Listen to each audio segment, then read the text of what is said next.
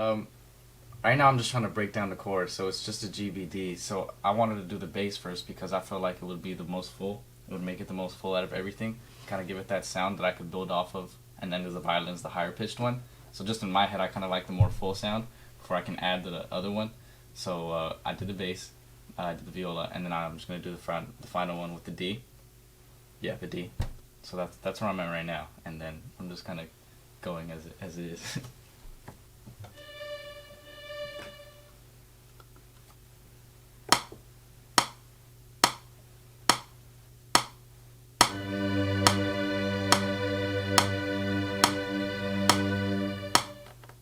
Okay. I think I'm gonna drag this one out for a little bit longer than it's written because I kind of want to make it my own in the sense where I want to hold it a lot longer, kind of let that sit in with you because I like that feeling, especially for this piece where I'm trying to go for that romantic feeling, kind of mystery and touching in the sublime. I feel like has to sink in a little bit, so that's kind of what I'm aiming for here.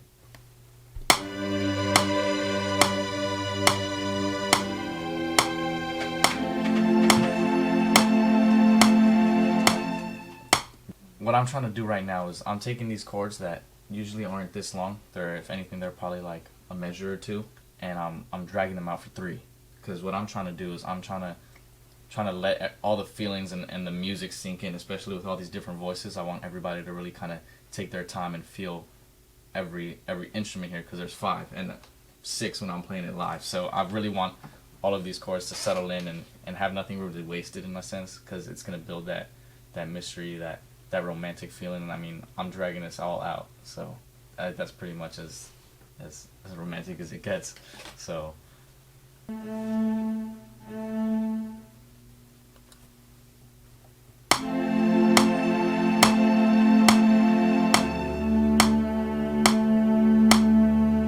yeah, so there's two voices. So sometimes, like, I'm coming across in the sheet music here, there's a bunch of times where it's the same note in different places. So that's really how you kind of differentiate the voices in between instruments. So right now I just did an A in the cello, and I'm going to do another A in the viola, but it's different, and you'll be able to hear it once everything's done, because it just shows how, like, the voices are different and you're getting different emotions from the same sound.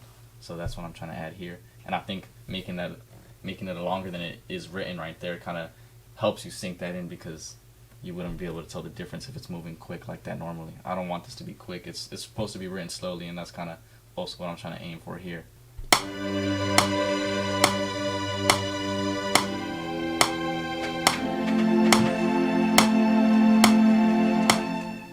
Yeah, that's actually perfectly the amount of time I want to hold that down.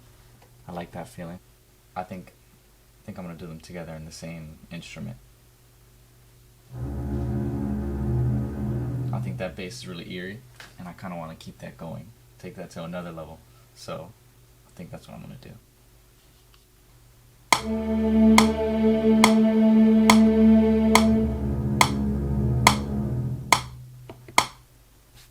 And literally just, I'm feeling it completely. There's nothing logical about this approach at all, and that's entirely the principles of romanticism and Gothicism. I'm literally just looking at it, I'm reading it, I'm playing it, and then based off how I feel, that's what the outcome's going to be. So definitely an interesting approach, but that's what I'm going to do.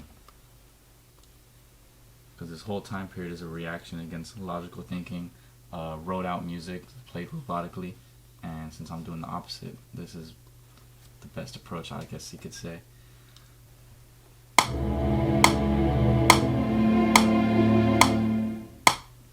I like that.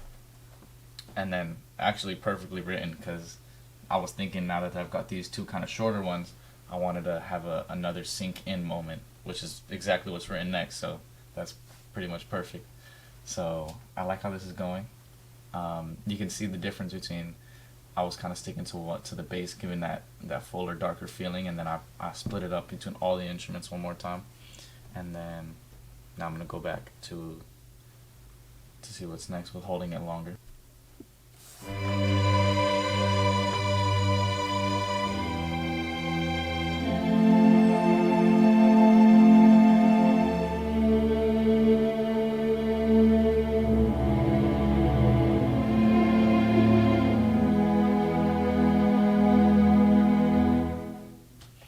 That's interesting, because when I just built that chord, I thought it was like as I went note by note, it kind of was like a savior piece to it. It kind of gave me that resolution feeling again. But then as I listened to it all together, it played a different role and it kind of settled in a darker feeling, which I think was what I was aiming for anyway. But it's cool to see how when you'll do a chord by itself, it'll sound one way, and then when you put them all together, it'll sound a completely different way. And I'm just going by feeling, and I'm moving with it. So let me see.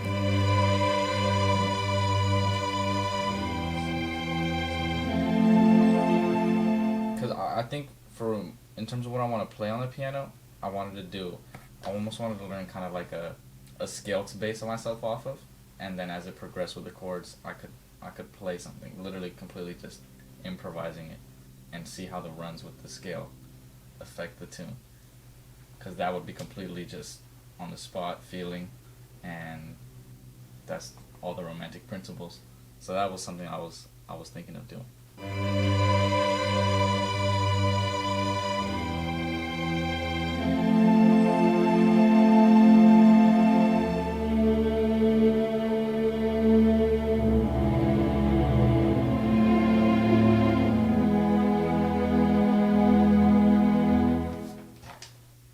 I actually really liked that, and for an odd reason. I felt like it almost felt at the end there incomplete, so I felt empty. But that's the whole premise. I needed the whole when you're done with a romantic piece, you're supposed to feel that catharsis, that emptiness that as humans we don't like to feel. We like to rationalize and attach it to something, but I couldn't. It was just the feeling, and that's how it's ending. So I think that's actually a pretty nice ending, and then we could just obviously link the two pieces because there's a little bit of emptiness in between them, and I think that's good. I think one thing it needs to happen is it feels a little too planned, and so it needs to slow down a little bit more. I think for me, I kind of like that because when I'm listening to things like that, and I don't know if this is for every musician or every person in general, but I close my eyes and I just let the music kind of flow, and so I wasn't looking at the line to see when it was going to end, so I didn't know when it was going to end, and I just closed my eyes and was listening, and especially when I got to that last chord, I felt after a certain amount of time, okay, it's going to end, and it didn't end, and it kept going, but it was sinking in even more, and I liked that feeling. I didn't know what was coming, and it was just off a feeling, and I kind of liked how it was dragged out even more by the lower tempo. I didn't think it was taking too long. yeah, it actually increases the tension. That's exactly what I was feeling. I was like, oh, it's going to end, and it didn't, and it kept going, which I liked. It kind of, even though I made it, it stopped the expectations, and it was there. So, especially as a kid, you listening to it, and like, it wasn't something that you heard often, but when I heard it, I was like, I always wanted something fast paced. It was like it's taking forever, But as you get older and you're learning what kind of piece it is and what the principles are, like this is a romantic piece, how they all line up and they all do have a purpose. It's cool to see that evolution within the music too. It's just really just our understanding of it, which differs from person to person. But I think it was pretty good. I think we've had a fascinating discussion on it. Doing is really not that hard, but something that I wouldn't even see myself doing, which is just I'm looking at it, I'm playing them, and I'm taking what it's there, and I'm just kind of making it my own. I'm touching into it, and I'm just reinforcing the same principles of the romanticism that it was written and for, and I'm just kind of taking it to a different personal level. Just artistry touch to it. So I'm liking that. Honestly, let me listen to it again. I think this is probably a good place to start seeing what I'll be playing live. But can remember, when you play it live, it might be a little confusing where that beat drops, I'll feel it. You'll feel it.